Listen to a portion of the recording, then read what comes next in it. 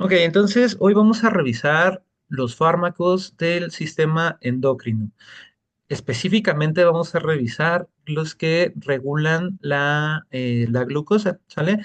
No podemos ver todos los fármacos del sistema endocrino porque son un chorro, pero vamos a ver principalmente los moduladores de la glucosa, lo cual nos habla de los corticoides y de los que se utilizan para el tratamiento de la diabetes mellitus, ¿sale? Entonces, nosotros tenemos varios reguladores de más bien, la forma o en la que utilizamos los fármacos van a ser para regular esta función endocrina, ¿sale? Dentro de esta función vamos a tener las siguientes características: la potenciadora, la sustitutiva, la reductora o inhibitoria o la reguladora propiamente de las hormonas, ¿sale?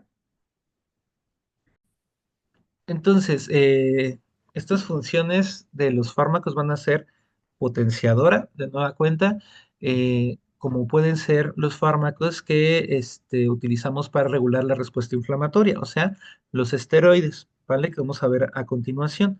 También podemos utilizarlos de forma sustitutiva, como la insulina, en el caso de las personas con diabetes tipo 1, pero también en personas con hipotiroidismo, se puede dar tiroxina. Y también comentaban respecto a los estrógenos o la testosterona, estrógenos en síndrome climatérico, pero cuando hay síntomas vasomotores importantes, no de forma regular, no hay que tenerle miedo al envejecimiento, y en hipoandrogenismo. De forma reductora o inhibitoria, específicamente de la función tiroidea, porque tenemos algo que se llama tirotoxicosis, que es un exceso de hormona tiroidea y se necesitan inhibitorios de la misma como yodo radioactivo o metimazol. Y por último, de acción reguladora específicamente de del ciclo menstrual, como pueden ser con los anticonceptivos orales para evitar la concepción o para favorecerla en el caso de personas con problemas de fertilidad. ¿Sale?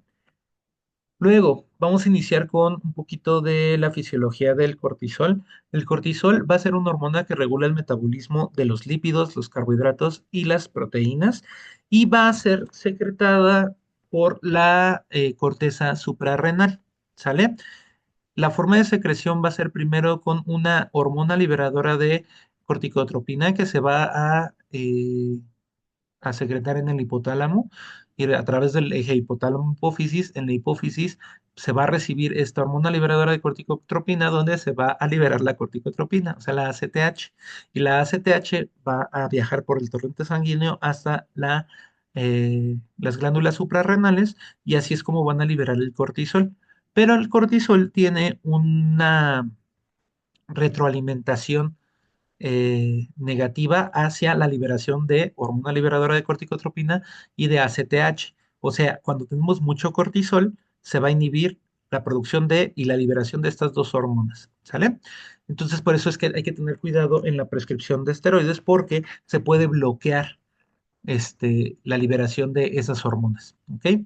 Va a provocar síntesis de glucógeno y regula la liberación de glucosa en el hígado, o sea, puede producir hiperglucemia, ¿ok? También está involucrado en el metabolismo de calcio y como ya vimos en pacientes con síndrome de Cushing, pues podemos tener disminución de la densidad ósea, ¿sale? También son unos potentes antiinflamatorios, o sea, el cortisol es un potente antiinflamatorio que ya vimos a través de la vía del ácido araquidónico, ¿sale? Y también puede ser inmunosupresor y se puede utilizar esto en el caso de alergias, que es cuando requerimos que haya menos respuesta inmune. También van a potenciar la absorción de sodio y agua, por lo tanto va a producir entre comillas, retención de líquidos, ¿ok? Por lo que va a favorecer aumento de la presión arterial y algunos edemas. Y también pueden producirse cambios en el comportamiento con estos fármacos. Entonces, continuamos. ¿Cuáles van a ser las indicaciones de los esteroides o en qué tipo de pacientes van a estar utilizando o van a haber pacientes con esteroides prescritos? Uno, pues van a ser por su efecto antiinflamatorio. ¿Cuándo se ven? En pacientes con múltiples alergias, ¿ok? eh, o reacciones alérgicas como del tipo asmático. También en patologías dérmicas, nada más que en general estos van a ser tópicos, pero también se pueden dar sistémicos, como en las dermatitis o en la psoriasis, alteraciones digestivas que también son inflamatorios, como la enfermedad de Crohn o la colitis ulcerativa crónica idiopática. En patología musculoesquelética, en ortopedia se tiende a prescribir esteroides, sobre todo intramusculares, y para el tratamiento de patología inflamatoria musculoesquelética, ¿sale? Como la tenosinovitis y la bursitis, patología respiratoria, nada más que en este caso también en vez de ser por vía oral o vía intravenosa o intramuscular, pues va a ser a través de vía tópica, a través de o localizada a través de inhaladores, ¿ok? Y también en patología reumática, como la artritis reumatoide que ya vimos, y la espondilitis anquilosante. Si ustedes recuerdan, en el tratamiento de la artritis reumatoide teníamos el tratamiento sintomático y después el tratamiento de la enfermedad y el tratamiento modulador del organismo. Entonces, para la artritis reumatoide, los esteroides se pueden utilizar como tratamiento sintomático, sabiendo que no va a alterar la, em, la historia natural de la enfermedad, solamente va a disminuir los síntomas.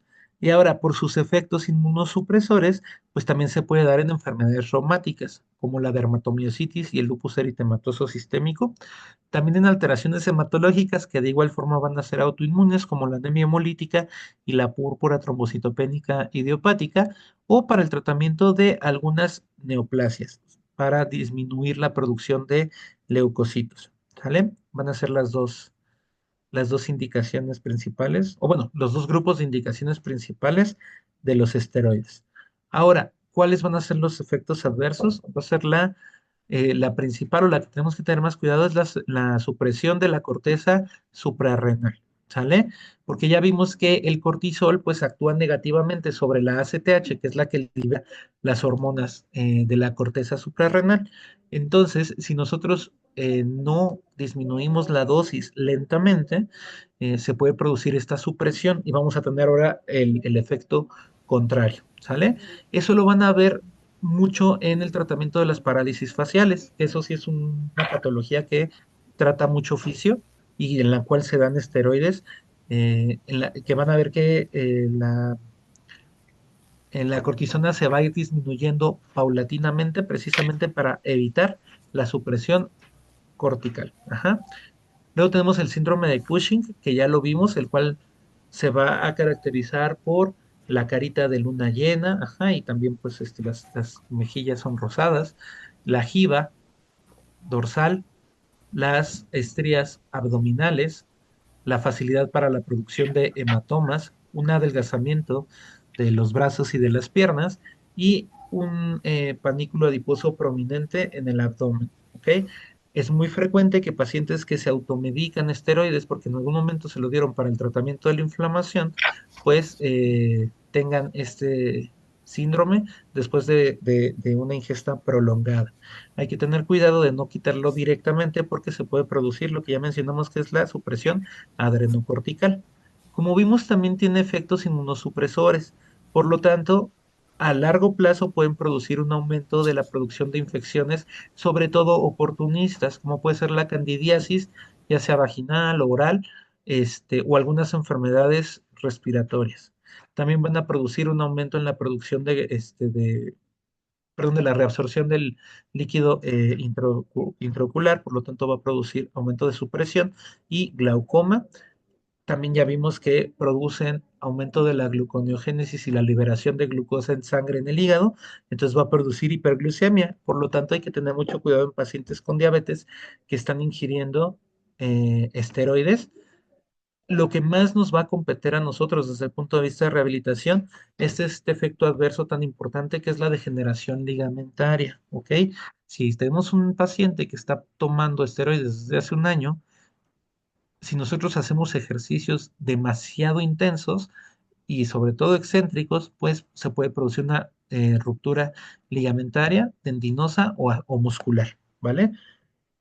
También se puede producir osteopenia y osteoporosis, como ya habíamos mencionado. Por lo tanto, el tratamiento de la degeneración tendinosa junto con la osteopenia es un reto, ¿sale? Ahora, ¿cómo se clasifican los esteroides? Hay muchas formas de clasificarlos y esta tabla pues nos puede dar esa idea de cómo se pueden clasificar. Se pueden clasificar de acuerdo a en cuánto tiempo y cuánto tiempo dura su acción. Se pueden clasificar de acuerdo a su potencia antiinflamatoria. Se pueden clasificar ante su disminución de la retención de sodio, que ya vimos que retiene sodio y agua. Entonces, eso es una acción que en general no estamos buscando para los esteroides. Por lo tanto, podemos ver los que sí retienen mucha agua y los que casi no retienen agua o no retienen agua, o los esteroides de acuerdo a su vía de administración. ¿Sale? Entonces, vamos a tener primero los de acción corta, que van a ser los más cercanos a el cortisol, como la hidrocortisona y la cortisona. ¿Sale? Estas van a tener una potencia antiinflamatoria de 1, ¿sí? Que la hidrocortisona es así como el fármaco, así como cuando vimos la morfina, que ese era como el parámetro en el cual se iba a medir la potencia analgésica, pues aquí la potencia antiinflamatoria se mide a través de la hidrocortisona, que va a ser 1, ¿ok? Al igual que su potencial de retención de sodio, ¿ok? O su potencia de retención de sodio. Eh, entonces, las de acción corta van a ser estas, hidrocortisona y cortisona. Como podemos ver, van a estar en vía oral, intramuscular, intravenosa. Luego tenemos las de acción intermedia, la que probablemente vayan a ver un poquito más ustedes va a ser la prednisona les mencionaba, para el tratamiento de la parálisis facial. Su potencia antiinflamatoria es 4 veces superior a la de la hidrocortisona y tiene un poquito menos de retención de sodio, se administra por vía oral. La metilprednisolona la van a ver probablemente más en vía parenteral, pero no en esta forma, sino en la forma de acetato, que ya es un fármaco de depósito y se utiliza mucho para las infiltraciones. Triamcinolona, yo creo que lo que más van a ver ustedes va a ser por vía de depósito igual o en cremas. Y la que más se utiliza en medio hospitalario, pues va a ser la dexametasona. Como pueden ver, tiene una potencia antiinflamatoria altísima de 25 y por eso su dosis es muy pequeñita. eh, se puede aplicar tanto vía oral como intramuscular como intravenosa. En el medio ambulatorio, yo creo que la intramuscular es la más común y la intravenosa en el medio hospitalario. Y la betamidazona probablemente también la vayan a ver bastante y se utiliza más de forma local a través de inhaladores para el tratamiento de asma o de enfermedad pulmonar obstructiva crónica. ¿Ok? Esta tabla es importante porque así ustedes pueden aprovechar el efecto terapéutico que va a tener el fármaco antiinflamatorio para mejorar su tratamiento durante la sesión. ¿Sale? Ahora, ¿cuáles van a ser estas consideraciones que tienen que tener en fisioterapia? Uno, pues ya vemos, ¿no? ¿Por qué está tomando? O sea, lo primerito que le tienen que preguntar, ya saben que en la historia clínica, pues tienen que detectar qué medicamentos toma. Pero aquí sí es el por qué. Porque no sabemos muchas veces por qué lo está tomando el paciente. Puede ser porque tenía una lumbalgia y se lo prescribieron alguna vez hace un año y el paciente decidió tomársela porque ya se lo habían prescrito antes o porque puede tener alguna enfermedad reumática, por lo tanto el tratamiento de fisioterapia va a cambiar hacia otro lado, o porque puede tener asma, o porque puede tener parálisis facial, o porque puede. O sea, las causas de la ingesta de corticoides pues son muy variadas. Por lo tanto, si tienen un corticoide, siempre pregunten por qué, qué especialista lo está viendo y cuál es la pauta de tratamiento. Si nosotros sabemos cuánto tiempo duran, si son de corta acción, de mediana acción o de larga acción, pues podemos aprovecharlo para su tratamiento. Hay que tener una prevención del riesgo de roturas ligamentosas, musculares o tendinosas. Y como ya vimos, cómo produce la degeneración, o de hueso también es importante, ¿no? La prevención de roturas de hueso, o sea, de fracturas, porque sabemos que producen osteoporosis. Y las actividades para mantener la fuerza muscular son súper importantes porque ya vimos que produce atrofia, por eso los bracitos y las piernitas, ajá, en el síndrome de Cushing, sobre todo en pacientes que lo toman crónicamente, ¿ok? Entonces, Entonces vamos a continuar con la diabetes mellitus. Ya vimos que la diabetes mellitus se va a estar produciendo o sea, es un conjunto de enfermedades, o sea, es bastante variado el conjunto de enfermedades, que se da por un déficit absoluto relativo de insulina y al mismo tiempo una resistencia en la misma. ¿Ok? Esto lo que va a provocar pues va a ser hiperglucemia con todas las complicaciones que se van a traducir de esta hiperglucemia. Dependiendo del principal factor fisiopatológico, pues va a ser el tipo de diabetes que se va a estar presentando. Entonces, así tenemos el tipo uno en el cual se va a producir un déficit absoluto o casi absoluto de insulina y por eso suele detectarse a temprana edad. ¿Ok? Recordemos que la insulina se produce en los islotes de Langerhans, en las células beta del páncreas endocrino. ¿Sale? Puede haber una subdivisión de esta en la cual sabemos que la diabetes mellitus tipo 1A va a ser más enfocado hacia un proceso autoinmune y la 1B que es idiopática. ¿Sale? También tenemos la diabetes mellitus tipo 2 que en nuestro medio pues va a ser la más frecuente, ya que es muy frecuente en personas de origen latino. ¿Sale? Se puede deber a cualquiera de las dos cosas, ¿no? Que en general van a estar las dos, pero que va a predominar más una que la otra. Una resistencia a la insulina con un déficit de insulina o un déficit de insulina con resistencia a la misma, ¿ok? O sea, es aquí nada más cuál es la que predomina más, pero en general sí va a haber una disminución de la producción de insulina. Por lo tanto, tanto los pacientes con diabetes tipo uno y tipo 2 se van a tratar o se pueden llegar a tratar con insulina, ¿ok? Tenemos otros tipos de diabetes que podrían llamarse, o que antes se llamaban tipo 3 y tipo 4, eh, en las cuales no encuadran ni a un déficit de insulina autoinmune en la temprana edad, ni a resistencia a la insulina como enfermedad crónica. ¿Cuáles son estas causas? Pues una enfermedad del páncreas exócrino, o sea, la pancreatitis. Esa va a ser una de las principales causas de los otros tipos de diabetes, enfermedades del sistema endocrino, fármacos, infecciones, algunos síndromes genéticos. ¿Ok? Y por último tenemos la diabetes gestacional, que va a ser la que se va a diagnosticar en el segundo o tercer trimestre del embarazo.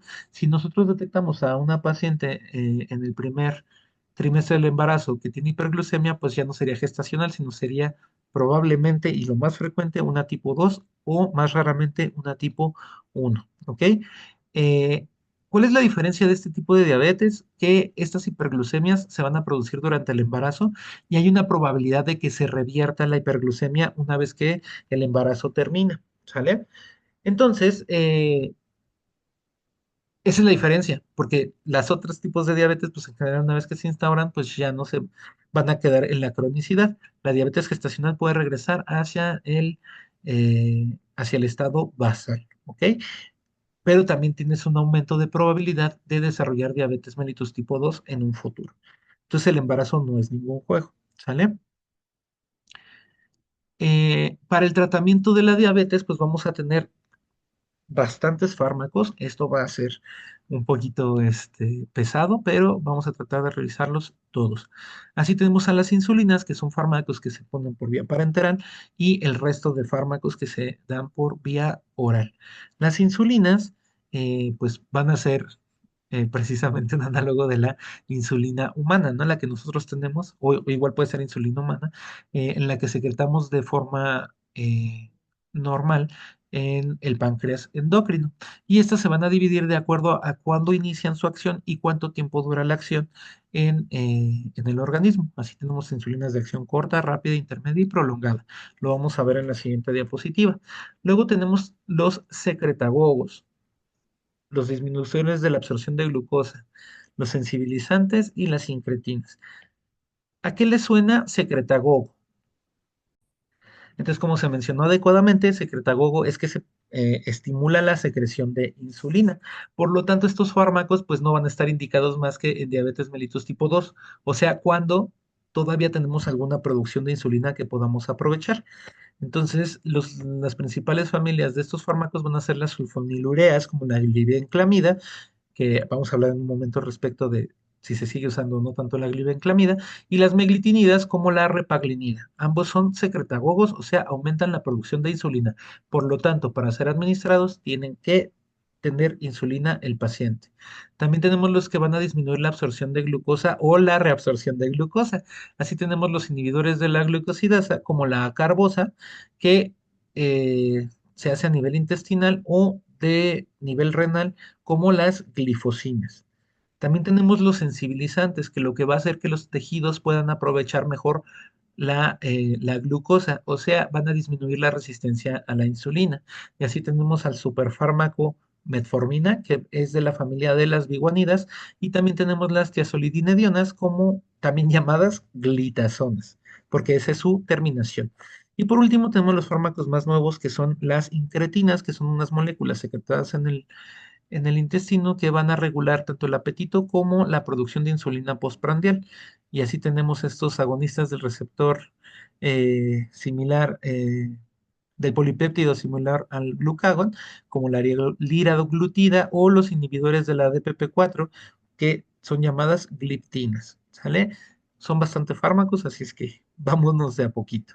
Entonces, las insulinas se van a clasificar de acuerdo, mencionaba, a cuál es el tiempo en el que se inicia su acción y cuánto va a ser su duración, ¿ok? Entonces, así tenemos las insulinas de acción rápida que se van a administrar antes de las comidas. Como nosotros tenemos un inicio de acción entre 0 y 15 minutos, pues, pues el paciente se puede inyectar antes de su comida para evitar los picos de glucosa, ¿ok? También tenemos las de acción corta, que se pueden utilizar durante una crisis en hospital como un estado hiperosmolar, para ir disminuyendo paulatinamente la glucosa, o se puede utilizar también como una pauta normal de tratamiento en el paciente ambulatorio.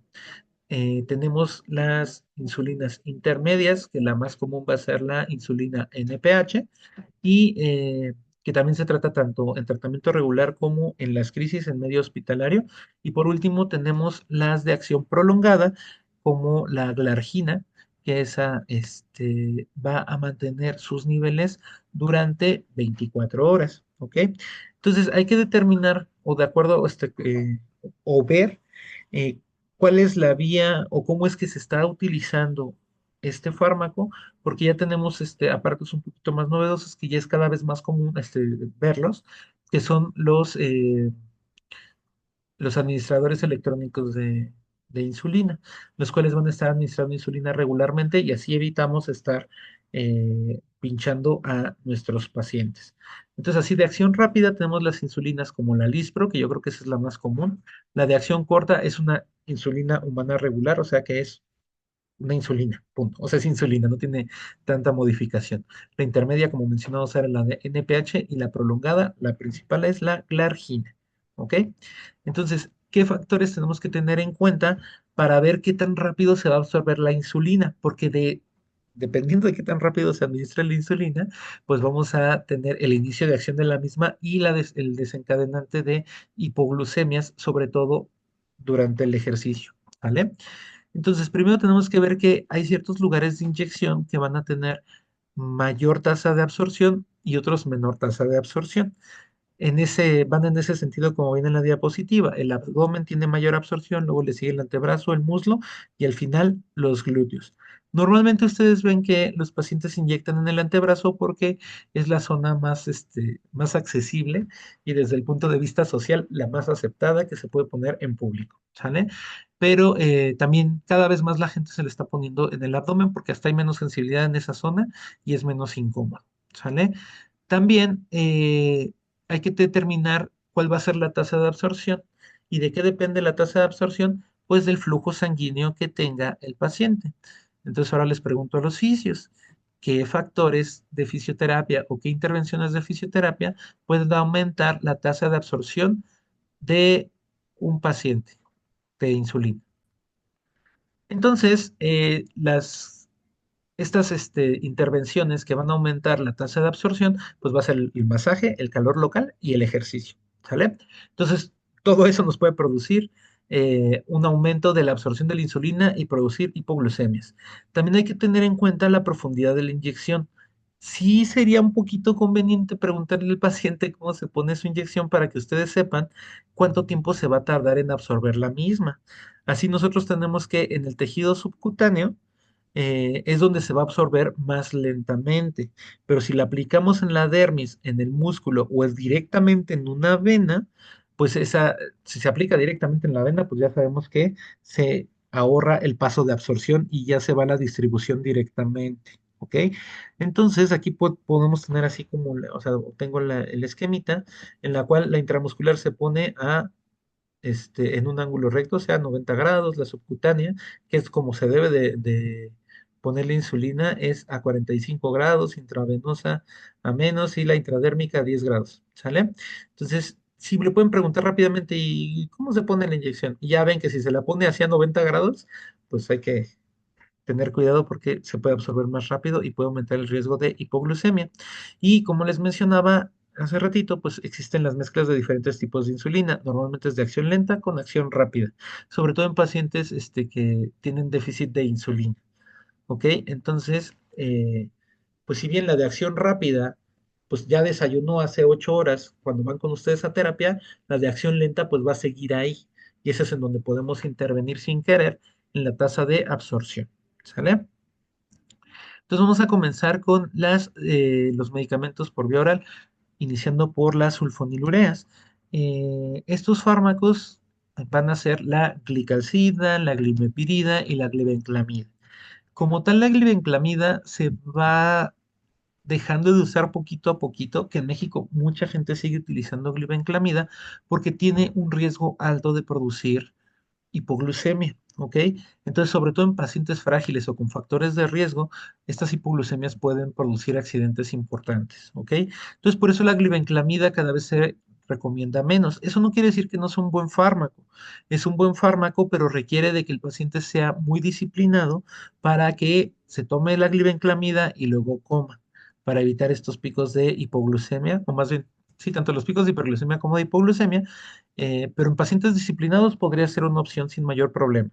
Ahora, como los otros fármacos son un poco más costosos, pues la glibenclamida se sigue utilizando de forma generalizada en nuestro país. Insisto, no es un mal fármaco, simplemente hay que tener cuidado con los riesgos de hipoglucemia. ¿Sale? También ya vimos que como es un secretagogo, pues va a estimular la secreción de insulina por las células beta y se tiene que administrar antes de las comidas para producir la secreción de insulina durante la comida. De la misma forma, tenemos las meglitinidas que se van a unir a un sitio de acción igual que son unos canales de potasio dependiente del ligando que van a producir la liberación de insulina. Entonces se van a unir al mismo receptor, perdón, al mismo receptor, pero en diferente sitio de acción. ¿Ok? Y también como es un secretagogo, se administra antes de las comidas y como ya vimos, estos fármacos tienen riesgo de hipoglucemia y hay que monitorizar esa hipoglucemia. En segundo lugar, tenemos uno de los mejores fármacos que se han inventado para esto, porque no nada más sirve para la hiperglucemia, sino sirve para el síndrome metabólico, o sea, porque disminuye la resistencia a la insulina, sirve para hasta antienvejecimiento, pero tenemos la ventaja de que no es un hipoglucemiante, sino es un antihiperglucemiante, o sea, va a evitar que suba la glucosa, pero no nos va a producir hipoglucemias. Por lo tanto, es un muy buen fármaco, sobre todo si está en tratamiento el paciente con ejercicio. Entonces, ¿qué es lo que hace? Pues va a inhibir la gluconeogénesis hepática, disminuye la absorción intestinal de glucosa y aumenta la captación y utilización periférica de la glucosa por los tejidos, porque disminuye la resistencia a la insulina. También es bien importante que la metformina va a disminuir el riesgo cardiovascular total, ¿sale? Por lo tanto, insisto, es un muy buen fármaco y de hecho es el fármaco de primera elección en el tratamiento de personas con diabetes que no se controlaron con dieta y ejercicio, ¿sale? ¿Cuáles van a ser los efectos adversos? Principalmente efectos gastrointestinales, que a veces pueden llegar a ser muy poco tolerables por los pacientes. Entonces, si no toleran por estos efectos gastrointestinales, principalmente la diarrea, pues se va a tener que hacer un cambio de fármaco a otros fármacos, ¿no? Principalmente unos que vamos a ver más adelante. Eh, y también puede producir acidosis láctica, que es un efecto adverso muy poco frecuente, pero que se tiene que tomar en cuenta, sobre todo si vamos a estar realizando ejercicio aeróbico, porque pues podemos aumentar dicha acidosis, ¿sale? Y luego nos vamos con las tiazolidinedionas, que son otros fármacos que disminuyen la resistencia a la insulina. Ellos van ellas van a actuar en estos receptores que son los PPAR gamma y van a aumentar la sensibilidad de las células a la insulina y disminuyen la gluconeogénesis hepática, ¿ok? Por lo tanto, como les mencionaba, no van a disminuir la glucosa en sangre, sino van a producir o van a evitar que aumente la sangre en el cuerpo. ¿Cuáles van a ser sus efectos adversos? El aumento de peso, que puede llegar a ser bastante importante, la producción de edema y el aumento del riesgo de fracturas. Por lo tanto, para nosotros también es importante tener en cuenta esta, este efecto adverso porque podemos incidir directamente, como ya hemos visto muchas veces, a través de ejercicios que aumenten la densidad ósea. Nada más que a diferencia de la osteoporosis, aquí las fracturas van a ser más frecuentes en pie y tobillo, ¿sale? Más que en cadera y columna. Entonces, estas tiazolidinedionas van a ser las glitazonas, entre comillas, y la que se está utilizando más va a ser la pioglitazona. La rosiglitazona ya no se utiliza tanto por sus efectos adversos. ¿Ok? Se utiliza mucho más esta y nuevas que van a salir. ¿Ok? Entonces, entonces vamos a continuar con los inhibidores de la absorción. Vamos a tener estos dos, los inhibidores de la alfa-glucosidasa, que es una enzima que se produce en el intestino y que va a producir la absorción de glucosa. El fármaco se llama carbosa y se utiliza normalmente al inicio de las comidas para evitar que la glucosa se pueda absorber en el intestino. Pero, pues, ¿qué es lo que pasa si nosotros tenemos glucosa de más en el intestino? En vez de absorberla, pues van a alimentarse los saprofitos del intestino o la flora natural del intestino y se va a producir un aumento de la misma. Por lo tanto, se puede producir el meteorismo, que es como los ruidos que se producen en el estómago cuando tenemos hambre, pero exagerados, después de comer, flatulencias y diarrea, ¿ok? La verdad es que yo no he visto pacientes que utilicen la carbosa, probablemente son pacientes que tengan bastante alteración o intolerancia a los otros medicamentos los que los van a utilizar, pero este fármaco ya es un fármaco viejo y les digo, yo no he visto que lo utilicen. Por otro lado, tenemos los inhibidores de transportador sodio-glucosa tipo 2, que esos se encuentran en el intestino. Entonces, estos son fármacos más nuevos y son fármacos de segunda elección, o sea, después de la metformina, estos fármacos pueden utilizarse para el tratamiento de la diabetes de forma general, ¿ok? Son las glifosinas, sí, como la canaglifosina, dapaglifosina y la empaglifosina. Entonces, lo que hacen va a ser disminuir la reabsorción urinaria de la glucosa, por lo tanto, los pacientes van a tener glucosuria, ¿ok? O sea, la glucosa se va a eliminar a través del riñón. ¿Qué es lo que va a pasar si tú estás poniendo alimento en la orina? Pues va a producirse un aumento de las infecciones bacterianas y fúngicas, ¿sale? Porque estás eliminando mucha glucosa a través de vías urinarias. Entonces eso hace que los saprofitos de las vías urinarias crezcan de manera desmedida y por eso se producen estas infecciones. Pero de igual forma, si nosotros estamos tirando glucosa, pues tiramos agua al mismo tiempo y se puede producir deshidratación, lo que nos produce hipovolemia, es una disminución del volumen sanguíneo y la consecuente hipotensión. Entonces, lo que pasaba con lo que estamos viendo con los fármacos, con los diuréticos en el tratamiento de la presión arterial, pues aquí también se puede producir deshidratación y lo cual nos va a disminuir este efecto o sea, la regulación de la temperatura, ¿sale? Por la disminución de la hidratación. Al mismo tiempo se puede producir hipotensión y puede aumentar el riesgo de caídas. Las glifosinas, yo creo que son fármacos que se van a ir viendo cada vez más frecuente en los servicios de rehabilitación porque son bastante buenos, a menos que se encuentren algunos efectos adversos en la última fase de investigación de los fármacos, ¿ok? Y por último tenemos las sincretinas que les mencionaba, que son estas moléculas naturales que se van a producir en el intestino y que aumentan la producción de insulina postprandial y por lo tanto van a disminuir estos picos de glucosa en sangre. Y al mismo tiempo, pues producen saciedad, ¿sale? Son como las dos funciones de las incretinas. Entonces, los inhibidores de la dipeptilpeptidasa 4, o sea, la DPP4, van a inhibir esta enzima, que esta enzima lo que hace es degradar las incretinas de forma natural. Por lo tanto, si nosotros degradamos la enzima que degrada, pues vamos a tener mayor producción o las incretinas van a producir o van a estar más tiempo en el cuerpo, ¿sale? Por lo tanto, van a aumentar su acción. Las incretinas que se van a aumentar es la GLP-1 y la GIP, ¿sale? Y eso lo que nos van a producir es el aumento de la insulina postprandial.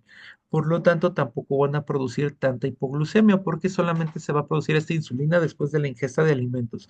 Son fármacos muy interesantes y muy inteligentes, podría decir yo, de los desarrolladores. Los efectos adversos ya no van a ser tan lógicos como los otros, pero se puede producir cefalea, infecciones urinarias e infecciones respiratorias. Y tenemos el agonista del péptido 1 similar al glucagón, que como podemos ver acá, pues este péptido similar al glucagón es una incretina, ¿ok? Y los fármacos es la hexanitida y la aridaglutida.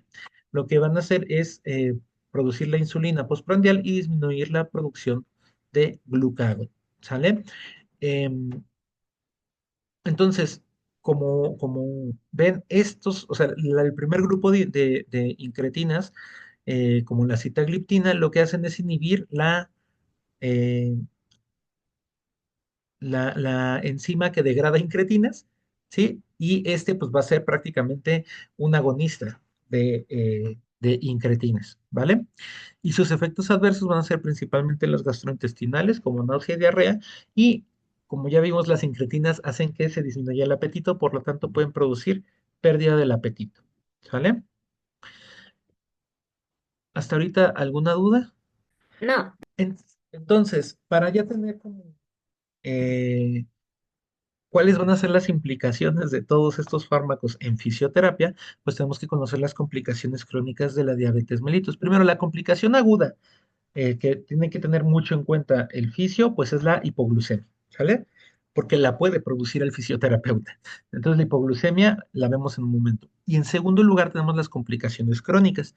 Estas se van a dividir en macroangiopatías y microangiopatías.